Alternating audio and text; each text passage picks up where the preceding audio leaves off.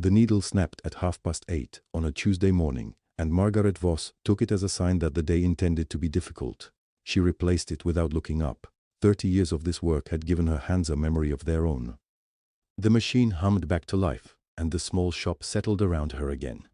The hiss of the iron on the pressing board, the tick of the old radiator in the corner, the smell of steam and wool, and something faintly sweet from the tailor's chalk she kept in a cracked ceramic dish beside the window. January light in upstate New York is the color of old dishwater. It came through the glass in thin strips and laid itself across the cutting table like it didn't want to be there either. Margaret had 3 alterations due by Thursday, a pair of bridesmaid dresses that needed 2 inches taken in, and a man's suit jacket with a lining that had begun to separate at the shoulder seam. Enough work to keep her busy, not enough work to keep her solvent. The letter from her landlord was still on the counter. She had not thrown it away. She was not sure why.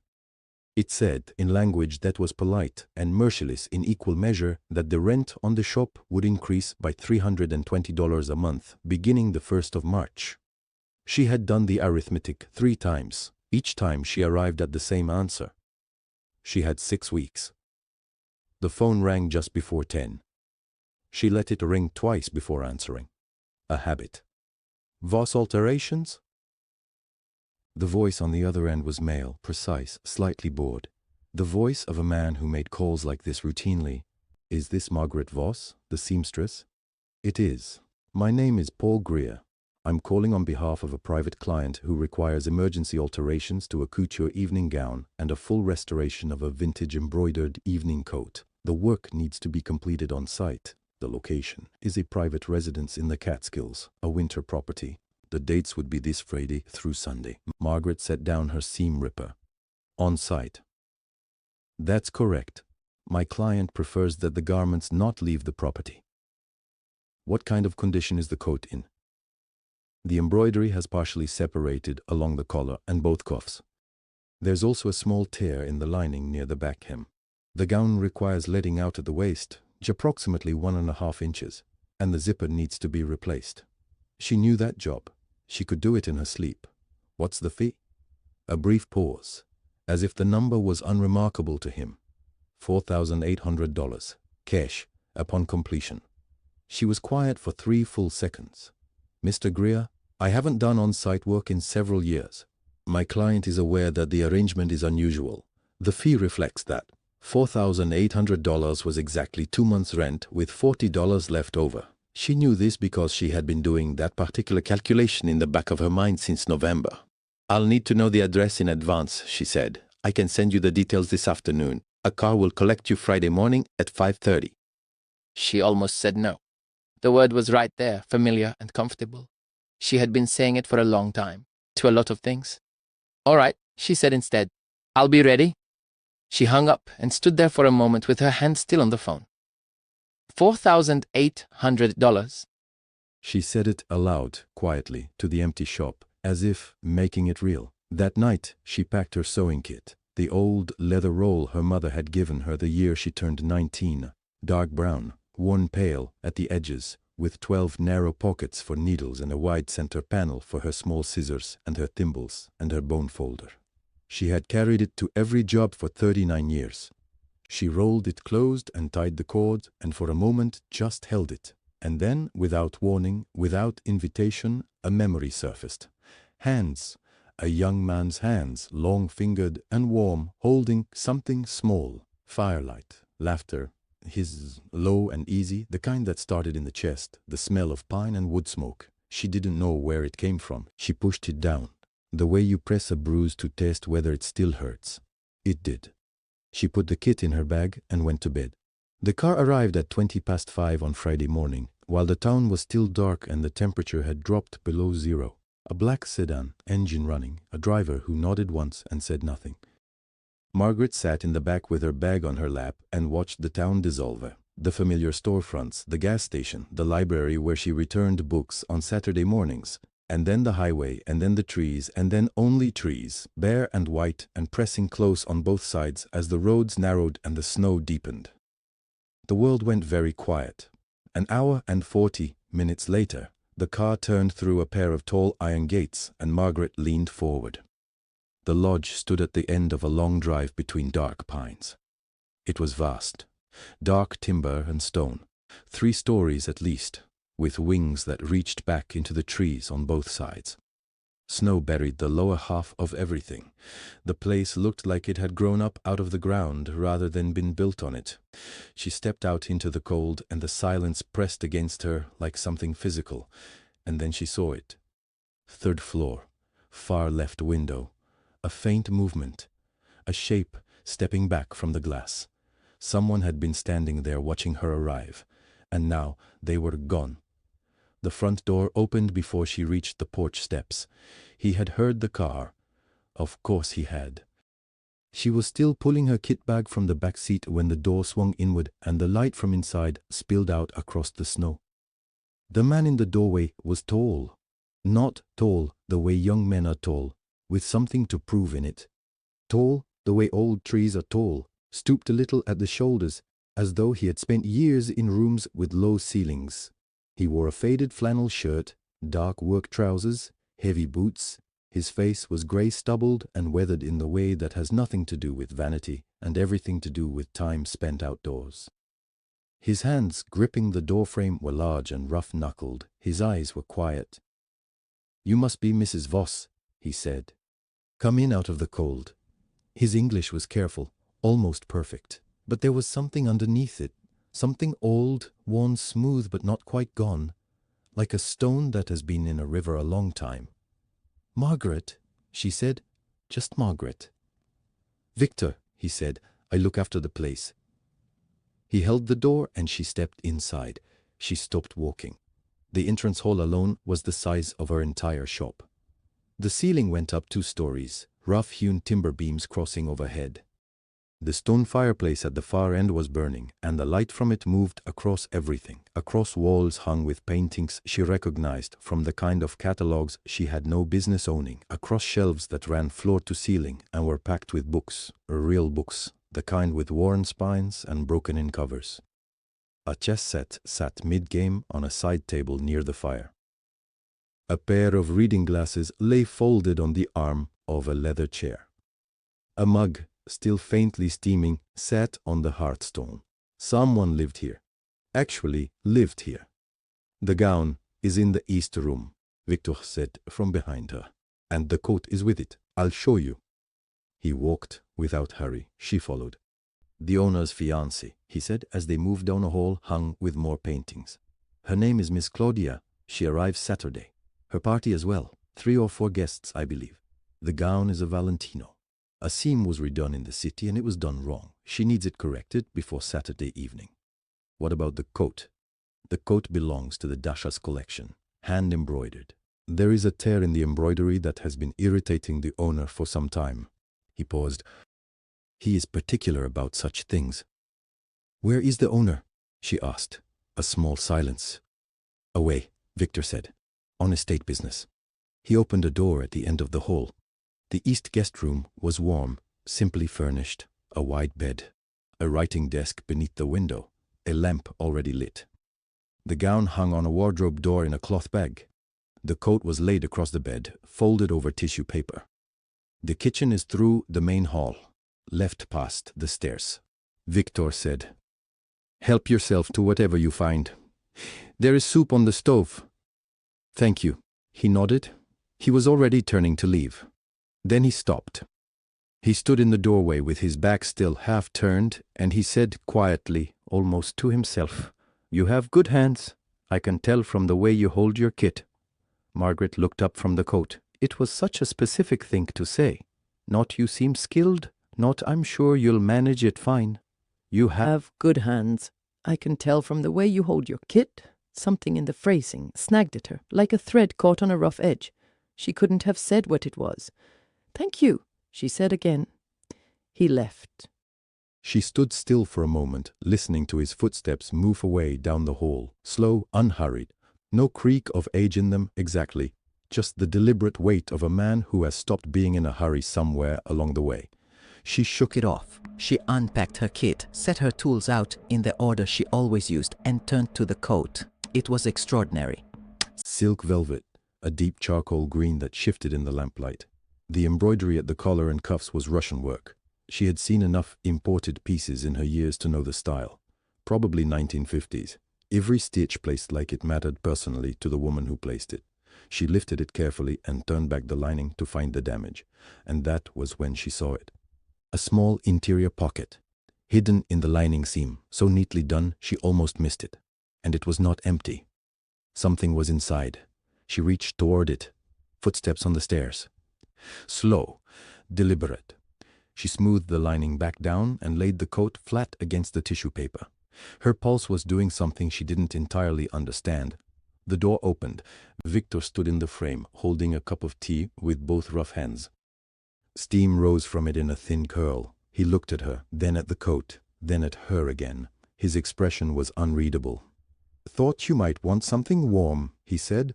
"That's kind of you," Margaret said. He set the cup on the writing desk. He did not leave immediately. He looked at the coat for one long moment, and something moved behind his quiet eyes, something she almost caught and then didn't. Then he nodded once and was gone. Margaret wrapped her hands around the warm cup and stared at the coat. She did not reach for the pocket again that night, but she did not stop thinking about it either. The convoy came through the trees just after 10 in the morning. Margaret heard it before she saw it, the crunch of tires on packed snow, the low growl of engines, the sound of music cut short as doors opened. She was at the window with her thread scissors in her hand, and she watched two large black SUVs pull up to the dacha like they owned it, which, she supposed, was exactly the point. The first door opened and Claudia Ashford stepped out. She was wearing white, all white. A long fur coat, white boots with a small heel that made absolutely no sense in 6 inches of snow, and oversized sunglasses that caught the winter light like mirrors. She had a phone in her hand before her second foot hit the ground. She stood in the snow and looked at the dacha the way a buyer looks at a house, measuring, calculating, already rearranging the furniture in her head. Behind her came the others. 2 women, one tall and sharp-faced, one quieter, always looking at her phone. And a man who appeared to exist for the sole purpose of pulling luggage from the back of the vehicle. He smiled a great deal and said very little. Margaret stepped back from the window and returned to the dress. She heard them come in. The front door, the voices, the stomping of boots. Then Claudia's voice, clear and carrying. "God, it smells musty. Victor, do you ever air this place out?" A pause, then Victor's low, even voice. "I'll open the windows this evening." "Don't open the windows, it's freezing.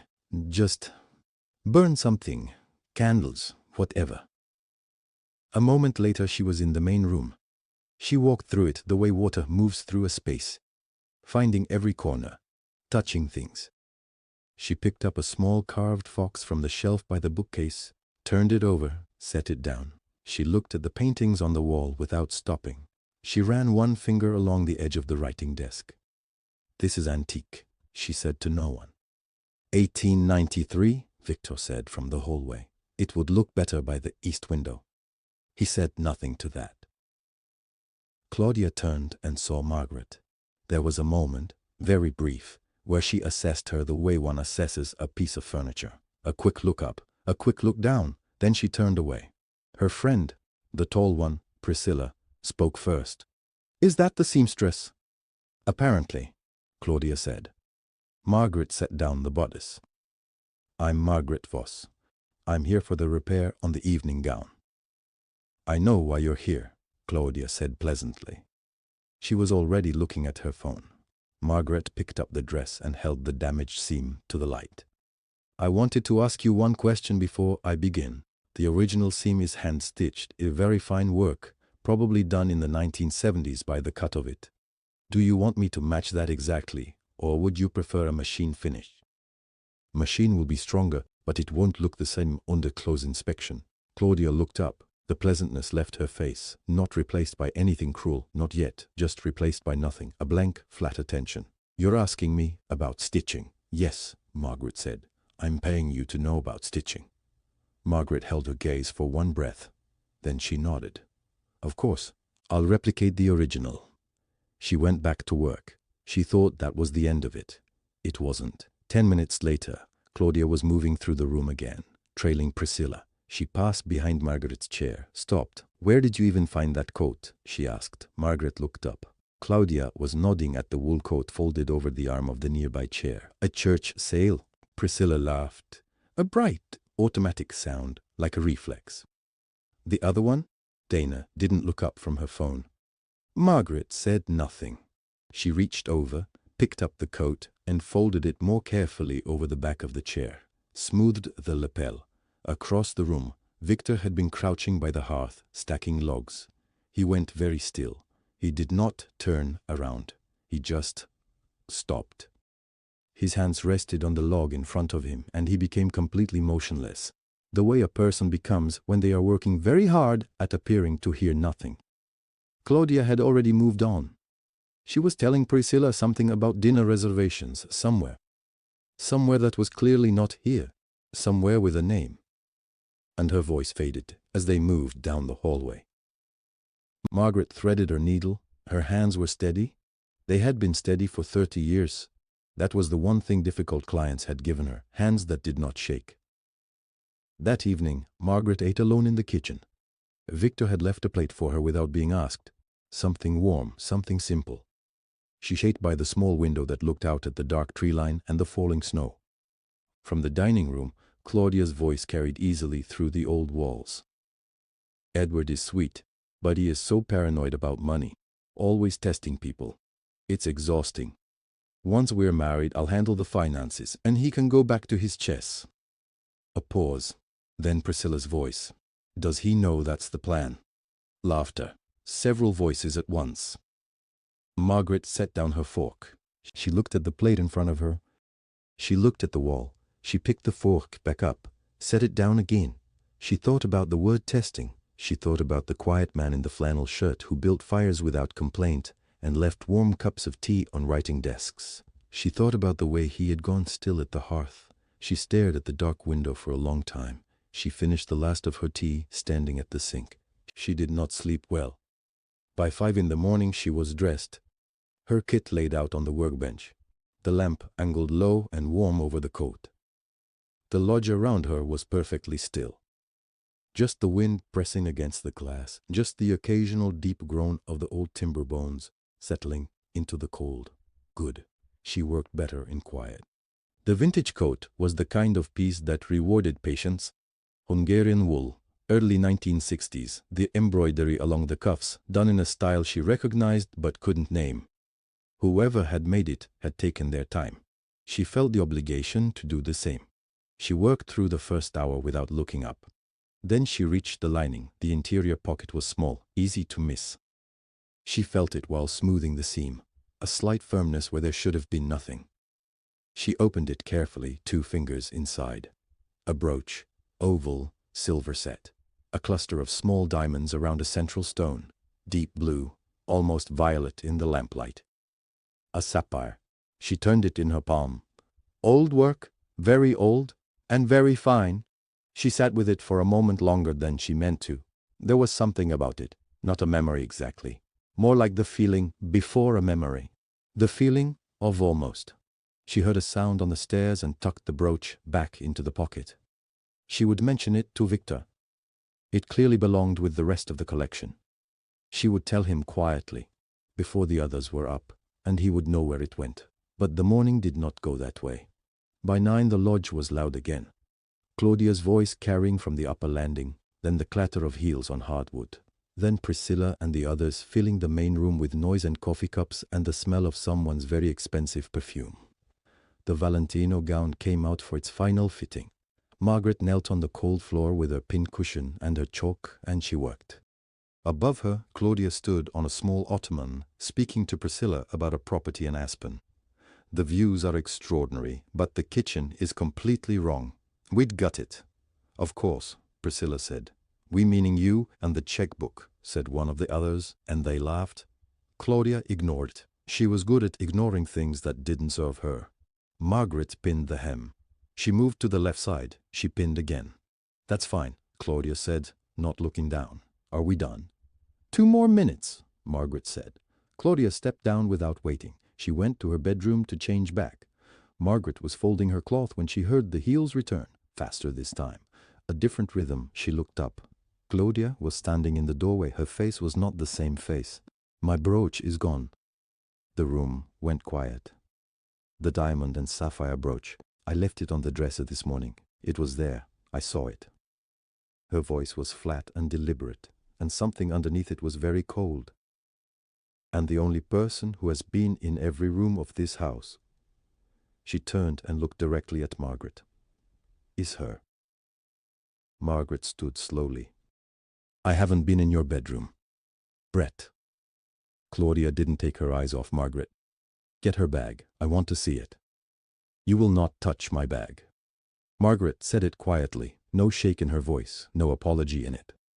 "I beg your pardon?" "You heard me?" Claudia took one step forward.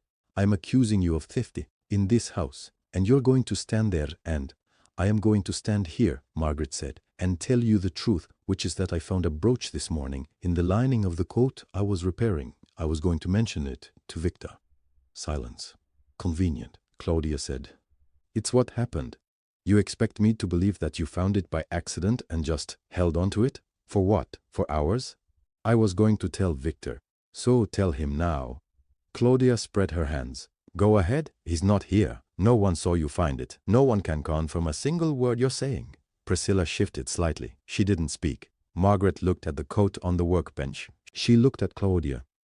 She looked at the room full of people who were all very carefully not meeting her eyes. Then she heard a sound from the doorway. Victor was standing there. She didn't know how long he'd been listening. His expression was not the quiet, careful expression he wore when he was managing the fire or the pipes or the groceries. It was something else. He looked at Claudia. He looked at Margaret. Then his gaze moved to the coat on the workbench, and something happened in his eyes, a stillness that was not the stillness of a man who didn't know. It was the stillness of a man who knew exactly. He walked into the room slowly. Not the way a servant walks into a room. The way a man walks into something that belongs to him. Claudia didn't notice at first. She was still speaking, something about property, about trust, about what happens to people who take things that don't belong to them. "I want her searched," Claudia said. "Right now, before she leaves." "No one is searching anyone," Victor said. Claudia turned. "Victor." Her voice had that particular edge she used when staff overstepped. Patient, barely. "I appreciate the concern, but this is between me and the seamstress. You can go." "I don't think I will." He moved further into the room and stopped near the work table. He looked at the coat. He looked at Margaret. Something passed across his face. Not anger, not exactly. Something older than anger. "I was in the hall," he said. "I heard everything." "Then you heard that she was in the bedroom," Claudia said. "I heard that you said she was." A small silence. Brett cleared his throat. Priscilla took a tiny step backward as if she'd already decided she wanted to be closer to the door. "She was in the bedroom," Claudia repeated, slower now, the way you repeat something to a child. "Was she?" Victor said. "Because she's been in that chair for the better part of 3 hours. I've walked past this room 4 times today. I know what I saw." "You are the caretaker," Claudia said. "You fix pipes. You chop wood. You don't." "I am the owner," Victor said. The room went quiet. Not the polite quiet of people who are being tactful. The absolute quiet of people who have just heard something they cannot immediately process. Claudia laughed. It was a short sound, uncertain around the edges. That's not. "My name is Edward Harrington," he said. "I own this property. I have owned it for 19 years, and I have been here all weekend." Priscilla's mouth opened. Brett made no sound at all. Claudia's face moved quickly through several things. Confusion, then a flash of something calculating, then, very deliberately, she reassembled herself. "Edward," she said it softly, reached for warmth. "Darling, I don't understand why you—" "I wanted to see," he said simply. "That's all. I wanted to see." The way he said it closed the door. Claudia heard it close. Her eyes went sharp. "So this was a— what? A test?" Her voice was no longer warm. "You let me walk around this house all weekend thinking you were the help. You let your seamstress stand there while I... She stopped, something recalibrating. Edward, whatever you think you saw, that brooch is mine. It was a gift. It was not a gift from me, Edward said. And it is not yours. He said nothing else. He didn't need to. Margaret had not moved. She was standing beside the work table with her hands folded in front of her, and her face the color of the snow pressing against the window. She was looking at him, not at Claudia, not at the room, at him, at the line of his jaw, at the way he held his shoulders, at his hands, which were rough and large and had been young once, in a different life, in a different winter. She knew that voice. She knew it from before the shop, before the small town, before the 34 years of careful, quiet surviving. She knew it from a time when she was 24 years old and the future was a thing that felt infinite. He had said her name once, years ago, in a voice exactly like that, with that same stillness in it, that same weight, the brooch. Something cold moved through her. The brooch in the coat lining, the one she had never seen before, the one that had no business being there. A hidden compartment, an old desk, a house he had owned for 19 years. Her mind was doing something she couldn't stop. It was reaching backward across 3 decades and pulling at a thread. She looked at his hands again. And then he turned. And he looked at her. Really looked at her the way he had been almost looking all weekend. Careful and sideways, like a man who was afraid of something he hadn't let himself name. Their eyes met. For a moment, neither of them breathed. "Margaret," he said. Not a question. The room, the blizzard, Claudia's fury, as all of it fell away. She heard her own name in his mouth and felt the floor tilt very slightly beneath her feet. She heard her own name in his mouth and felt the floor tilt very slightly beneath her feet. Not the word, not the title. Her name. The way it sounded when someone said it who had known her before she became a woman who mended other people's things for a living. Before the small apartment and the quiet mornings and the careful life she had built out of what was left. Her mind went very still. Because she knew that voice, not the age in it, though the age was there, rougher now, settled into something heavier and more careful, not the authority, though that was there too, the kind that comes from decades of being listened to. She knew the cadence of it, the particular way the consonants landed, the slight pause he made before something he meant completely. She had spent years trying to forget that pause. She had not forgotten it. "Margaret," he said again, softer this time, like something he hadn't meant to say out loud, like a word that had been living in his chest a very long time.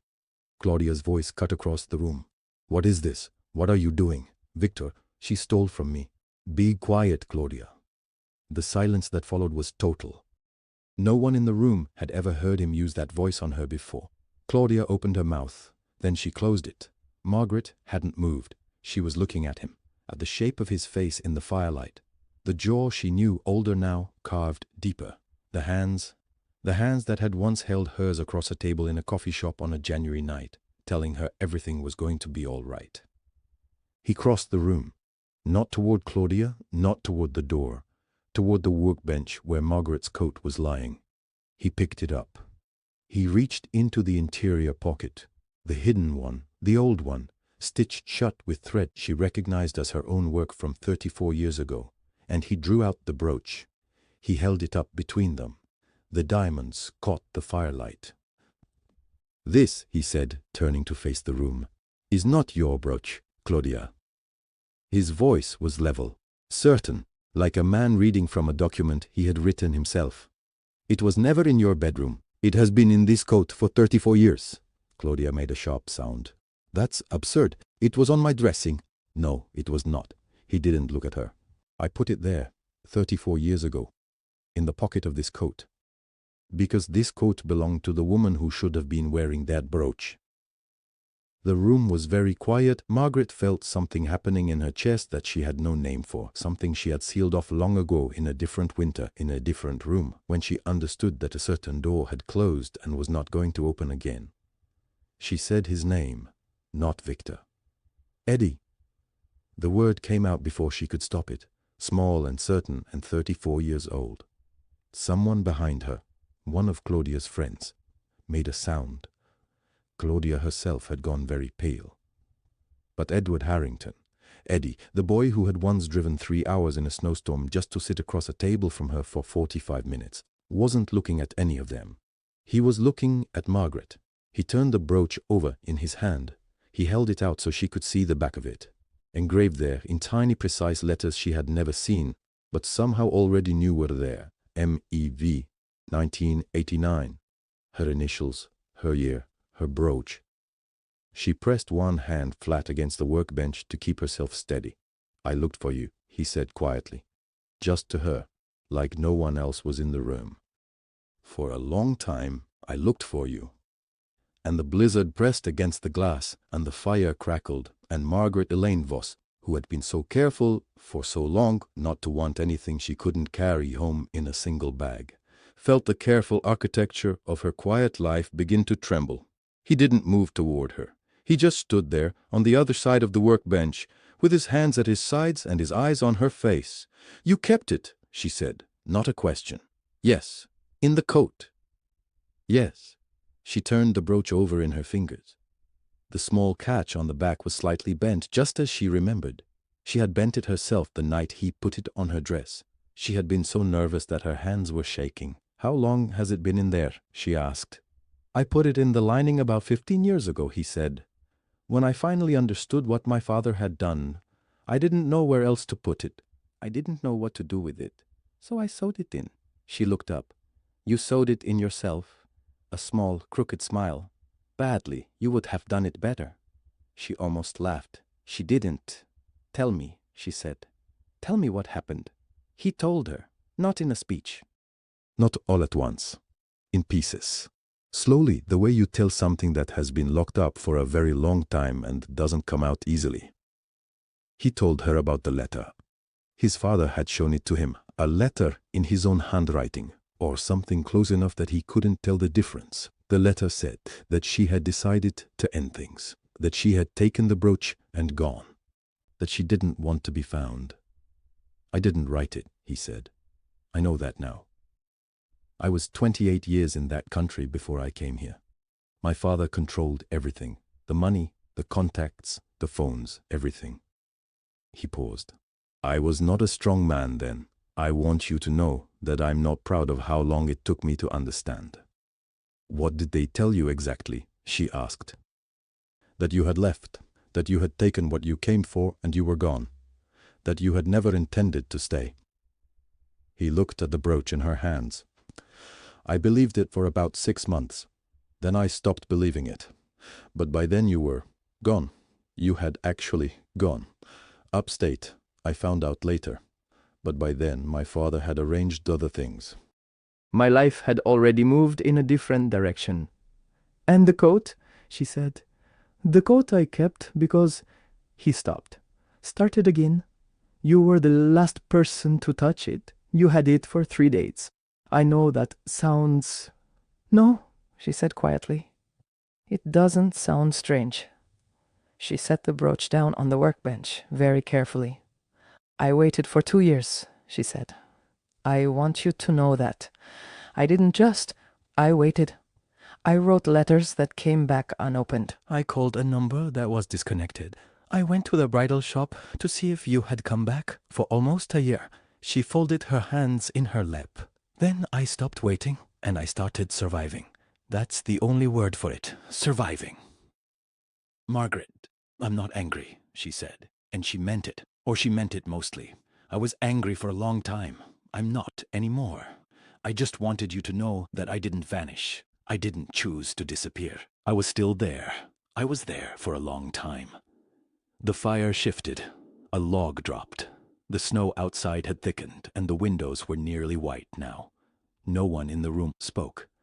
Claudia's friends had stopped their murmuring. Even the room seemed to be holding still. And then Claudia's voice came across from the doorway, clear and bright and perfectly shaped the way all her words were. "This is a very touching story." She walked forward 3 steps. Her glass was still in her hand. "But I'd like to know what it means for us, Edward."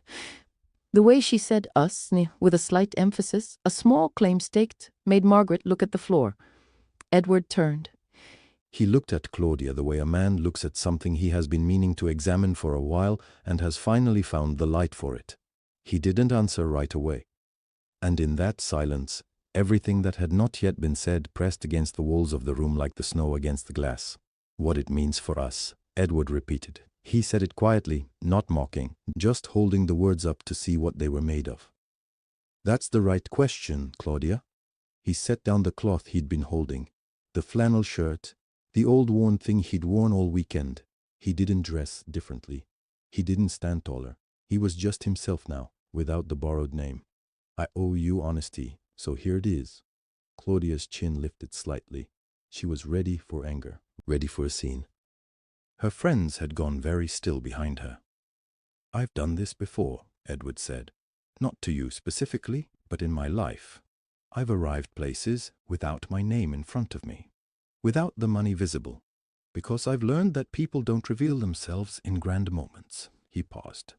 "They reveal themselves in small ones, in whether they say please to a woman on her knees with pins in her mouth, in how they speak to the man who carries their bags, in what they say at dinner when they think the help isn't listening." Claudia said nothing. Her glass was still in her hand.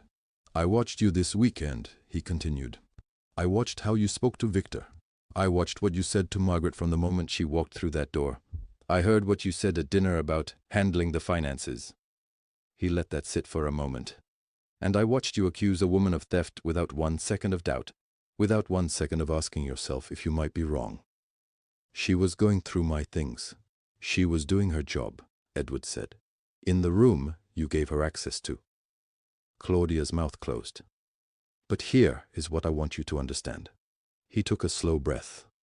"I am not angry at you." That stopped her. That stopped everyone. "I am angry at myself." He said it plainly, like a fact. "Because I knew. Before this weekend, I knew something was wrong. And instead of ending it, honestly, in the city, like a decent man, I brought you here. I constructed a test, like a suspicious accountant, like a coward." He shook his head. "That wasn't fair to you, and I am sorry for it." The fire crackled. Dana put her hand on Priscilla's arm. "You are not a villain, Claudia," Edward said. "You are a person who was never asked to be kind to people who couldn't benefit you. That is a failure of your upbringing, and of my judgment in not seeing it sooner." He looked at her steadily. "The engagement is over. You will be compensated fairly for your time and your plans. My attorney will handle the details on Monday. I mean that sincerely." He paused. "I hope you find someone better suited to who you are." Claudia stared at him. This was not the scene she had walked into. She had been ready for shouting, for him to defend the seamstress and have Claudia sweep out dramatically. She had been ready for drama. This was something else entirely. He had looked at her clearly, named what she was, and let her go, all in the same breath, without contempt, without cruelty. It was the calmest, most complete dismissal she had ever received in her life. Her glass went down on the side table, very carefully. "Fine," she said. That one word carrying everything she wouldn't let herself say. She turned, walked to the hallway. Her heels were sharp on the hardwood floor. Priscilla followed, without speaking. Dana grabbed her coat from the chair. Brett appeared from somewhere near the kitchen, looking at no one, and began collecting bags by the front entry. The door opened. Cold air rushed in, a blast of it, sharp and real. The door closed. The sound of it was very final, and then there was nothing. No voices, no heels, no glass clinking, no performance of any kind. Just the wind against the windows, just the fire, just the enormous, unexpected silence of the room. Margaret stood where she had been standing for the last 10 minutes. She had not moved. She was not sure her legs would carry her if she tried. Edward turned from the door. He looked at her. She looked at him. Outside, the snow was coming down harder now. Through the tall windows, the trees had disappeared into white. The road down the mountain, she knew it without asking, was already gone. Neither of them spoke, and the silence between them was not empty. It was full of 34 years, pressing gently against both of them, waiting to be opened like a letter that had finally, after all this time, found its way home. Margaret moved first. She walked to the nearest chair, the one closest to the fire, and sat down slowly, like someone who had been awake for 3 days. Edward pulled a chair from beside the writing desk and set it across from her. Not too close. Close enough. The fire cracked. Snow ticked against the glass. No one said anything for a long moment. Then Margaret said, "I'll go first. It's easier that way." He nodded. She looked at the fire. "After 1989, she said, I waited. For about 2 years I waited. Then I stopped waiting and just lived." He didn't speak. He listened. Completely, without preparing his next sentence. It was the thing she remembered best about him. She had forgotten she remembered it. "I had a shop by 2001. Alterations, small stuff. Hems, buttons, the occasional wedding dress." She smiled a little. "I got married in 2003. His name was Paul. He was a good man. Kind, quiet. He died in 2009. Hard, very sudden." She paused. "No children. Not from anything sad, just from how the years arranged themselves." "I'm sorry," Edward said. "About Paul." "He had a good life," she said. "We had a good time together. It wasn't—" She searched. "It wasn't what I thought love was supposed to feel like when I was 24. But I think that's all right. I think that's just what getting older means." She looked up at him. "Your turn," she said. He was quiet for a moment. "2 marriages," he said. "Both ended without cruelty. I respected both women. I never loved either of them the way I asked." He stopped, started again. "The business grew, past any number that means anything. The houses, the money, the—" He gestured vaguely at the room around them. "All of it. And I was alone in most of it." He said it plainly. No self-pity, just a fact. "My father died in 2003, he continued. We found letters in his papers, letters that made clear what he had done. Who he had paid to deliver messages that were never sent, how he arranged for you to simply disappear from my world." Margaret was very still. "I spent a year trying to find you," Edward said. "A full year, but you had moved. You had a different name for a while after your marriage. You lived quietly. I found nothing. And you stopped looking. I convinced myself it was too late," he said. "That finding you would only hurt you, hurt both of us." He looked at the fire. "I don't know if I believed that, or if I just needed to believe it." Silence. Then Margaret said, "The brooch." He picked it up from the table, turned it in the firelight, set it back down between them. "I put it in the desk," he said, "because I needed it to be somewhere real, not in a safe, not in a box." He paused. "In a place where the room could hold it." She reached over, picked it up, turned it over, and read what was engraved on the back. Her own initials, still clear after 34 years. "You kept it," she said. "I kept everything," he said. She set the brooch back down between them, carefully, like something that needed to stay exactly there, in the exact center of the distance between them. "I don't know what to do with any of this, Eddie," she said. He looked at her, and for just a moment, through the age and the years and all the life that had happened to his face, she could see the young man who used to listen to her like she was the only sound in the room. "Neither do I," he said, "but I think we have until morning, at least." Outside, the snow was still falling. The road was still gone. The fire was still burning. Neither of them moved to go to bed. The snow had stopped some time before dawn. Margaret didn't notice the exact moment. She only knew that when she finally opened her eyes, the world outside the tall windows had gone absolutely still. She was in the leather chair. There was a blanket over her. Her mother's kit was still in her lap. She didn't remember falling asleep. She didn't remember him covering her. The smell of coffee reached her before anything else did.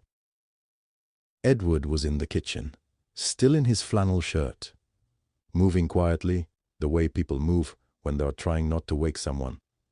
He had a pan on the stove and was doing something with eggs that required more concentration than it probably deserved. She watched him for a moment before he noticed she was awake. He looked up. "Morning," he said. "Morning," she said. That was all. It was enough. She found the coat on the workbench. He had laid it out carefully and set her tools beside it. She stood there, looking at it for a moment. "You found my kit," she said. "It was on the floor. I thought you'd want it close." She sat down with her coffee and picked up where she had left off. Her hands knew what to do even when the rest of her was still half asleep. Small stitches, careful ones. The old thread was fragile and you couldn't rush it. He sat across from her and watched. "Tell me about the shop," he said. So she told him. The rent. The landlord. The 6 weeks she had left before the number stopped being manageable. She told it plainly, without asking for anything. It was just the shape of her life, and he had asked. He listened the way he always used to, like it mattered. When she finished, he was quiet for a moment. Then he said, "I have a collection, antique textiles, 60 pieces, maybe more. They've been in storage in the city for 3 years. He paused. "They need someone who knows what they're looking at." She looked at him over her cup. "That's a job offer," she said. "It's a start," he said. She set her coffee down. The brooch was on the table between them, where it had been all morning. She picked it up, turned it over. Her initials, his handwriting pressed into the gold all those years ago. She set it back down in front of him. "Not yet," she said, "but ask me again in the spring." He smiled, and there it was, the thing that stopped her breath for just a second. 34 years, all of it, and it was exactly the same smile. She looked back down at the coat. Her hands moved, stitch by careful stitch, restoring what had been pulled loose. Outside, the forest blazed white and gold in the low winter morning light. Edward reached for his glasses, picked up a book, and settled into the chair beside her. The fire had gone out. Neither of them noticed. Some things, when they are truly made, do not unmake. They only wait. And sometimes, not always, but sometimes, what waits long enough finds its way home.